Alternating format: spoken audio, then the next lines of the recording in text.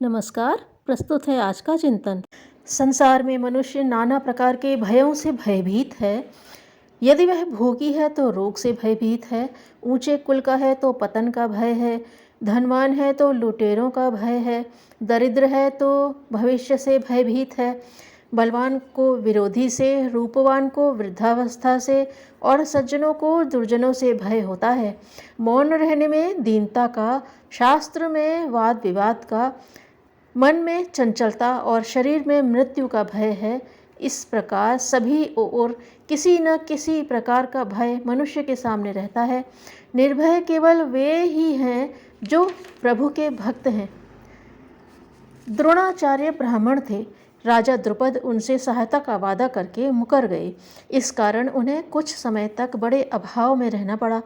बच्चों को दूध की जगह चावल पीस कर पिलाए पर भीख नहीं मांगी। भीष्म पितामह के आग्रह पर राजकुमारों को शिक्षा देने के बदले ही कुछ सहायता लेना स्वीकार किया। भीख मांगना ओछा कार्य है। स्वयं भगवान को भी बलि से कुछ मांगना पड़ा तो वे वामन बनकर गए।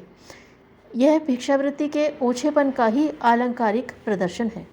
सुदामा से उनकी पत्नी ने कहा कि अभाव दूर करने के लिए किसी से कुछ मांग क्यों नहीं लेते। सुदामा ने उत्तर दिया, ब्राह्मण का काम समाज को देना है, उससे लेना नहीं। ब्राह्मण की योग्यता का लाभ समाज अधिक लेना चाहे तो स्वयं ही उसका सहयोग करे, ऐसी मर्यादा है। वे कृष्ण से मिलने गए। उनके कार्य का महत्व समझकर कृष्ण ने उन्हें प्रचुर सहायता दी, परंतु उन्होंने वहाँ से मांगा कुछ भी नहीं। नदी तट पर एक पंडित जी रहते थे। एक दिन पंडित जी को आत्मा की खोज की इच्छा पैदा हुई। धीरे धीरे ऐसा रंग चढ़ा कि वह दुनिया के कार्यों से विमुख होकर आत्मा की खोज में लग गए। घर में कोई काम होता तो घर वालों को झिड़क देते। धीरे धीरे उन्हें अनुभव होने लगा कि उनका जीवन नरकमय होता जा रहा है। एक दिन रात में पंडित जी ध्यान में लीन थे कि उनकी आत्मा के अंधकार में प्रकाश फैला और सुना, पंडित, तुम गलत राह पर जा रहे हो। जीवन में कटुता से बढ़कर कोई बुराई नहीं है।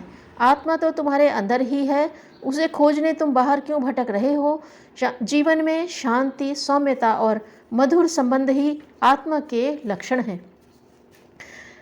मानव जीवन साधारण नहीं, इसमें चेतना के उत्कर्ष एवं विकास की अपार संभावनाएं छिपी हुई हैं। दिव्य बीज दबा पड़ा है, वह चैतन्य है, जीवंत जागृत है, सचेतन एवं सजीव है। हमें इसका सच्चा सम्मान करना चाहिए।